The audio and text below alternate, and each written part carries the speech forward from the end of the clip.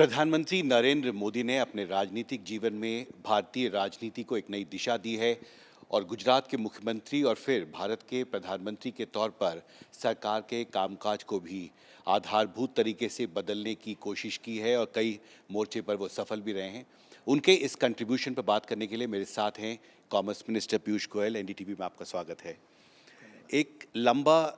रास्ता तय किया है अपने राजनीतिक जीवन में प्रधानमंत्री नरेंद्र मोदी ने, और चाहे वो आर्थिक सुधार का मसला हो, विकास को लेकर रणनीति बनाने का मुद्दा हो, या फिर सुरक्षा के मोर्चे पर भारत को मजबूत करने का मामला हो, नरेंद्र मोदी ने कई स्तर पे बदलाव किया। आप उनके कंट्रीब्यूशन को कैसे देखते हैं गवर्नेंस? मैं माननीय प्रधानमंत्री नरेंद्र मोदी जी के जन्मदिन पर उनको बहुत बहुत बधाई देता हूँ, बहुत बहुत शुभकामनाएं देता हूँ और ईश्वर से प्रार्थना करता हूँ कि उनको दीर्घायु दे, अच्छा स्वास्थ्य दे के दशकों तक आगे भी वो इसी प्रकार के जनता की सेवा कर पाए, देश को आगे बढ़ाते जाए। माननीय प्रधानमंत्री आज दुनिया के सबसे लोकप्रिय नेता है। 27 से ज़्यादा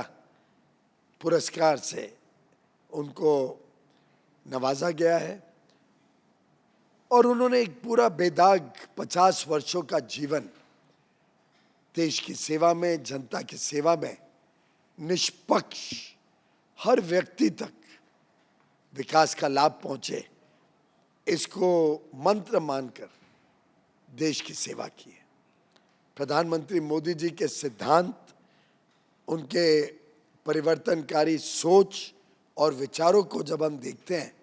तो ध्यान में आता है किस प्रकार से गत 24 वर्षों में, पहले गुजरात के मुख्यमंत्री के रूप में, फिर 11 वर्षों से देश के प्रधान सेवक के रूप में उन्होंने राष्ट्र के विकास को और देश के निर्माण को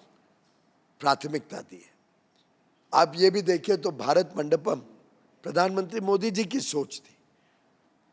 बड़े बड़े लक्ष्य लेकर समय सीमा पे उसको पूरा करना,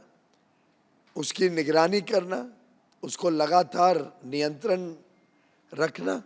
कि अच्छी तरीके से प्रोजेक्ट प्रोग्राम्स इम्प्लीमेंट हों, बड़े बड़े निर्णायक कदम उठाना देश की विकास यात्रा में, फिर चाहे वो देश के जो नेचुरल रिसोर्सेज हैं, कोयला की खदानें, अलग अलग प्रकार के जो टेलीकॉम लाइसेंसेस,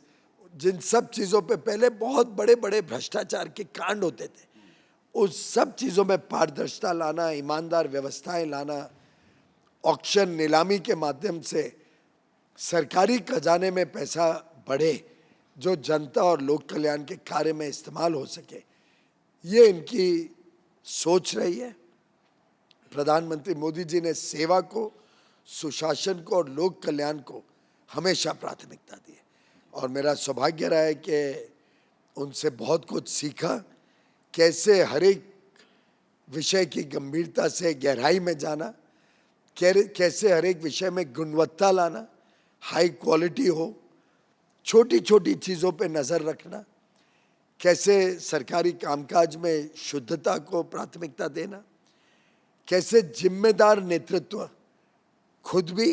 और अपने पूरे व्यवस्था में, अपने अफसरों में, अपनी टीम में लाना, कैसे उद्योग जगत को और बल देना और उद्योग जगत को भी देश के निर्माण के कार्य में एक साझेदार के रूप में विश्वास के साथ देखना। जनता का विश्वास मोदी जी ने भी कमाया और मोदी जी ने हर वक्त जनता के ऊपर विश्वास किया। आपको याद होगा पहले दिन ही उन्होंने निर्णय लिया था कि अब ये नोटरी वगैरह का सिग्नेचर कोई नहीं लगेगा, हम जनता पे विश्वास करते हैं। जब वो जेरोक्स कॉपी देते हैं और सेल्फ सर्टिफाई करते हैं, हम उस पर विश्वास करते हैं। वैसे ही जन विश्वास बिल के माध्यम से अलग अलग कानूनों की सरलीकरण करना, उसको जेल के डर से लोगों को मुक्ति दिलाना, चाहे वो 40,000 जो अलग लोगों को परेशान करने वाले प्रोसीजर या प्रोसेस थे या कार्रवाई होती थी सरकार की, उसका सरलीकरण करना। लगातार मोदी जी ने अपने कार्यों से जनता का विश्वास जीता है। एक निडर और साहसी नेता जिसने देश को नई ऊंचाइयों पे पहुंचाने का संकल्प लिया है और उनके साथ 140 करोड़ देशवासियों ने इस संकल्प में एक साझेदार के रूप में अपने आप को झोंक दिया है, मुझे पूरा विश्वास है उनके नेतृत्व में आगे आने वाले अमृतकाल के 22 वर्षों में देश नई ऊंचाइयों तक जाएगा, एक विकसित भारत, एक समृद्ध भारत के रूप में उभरेगा।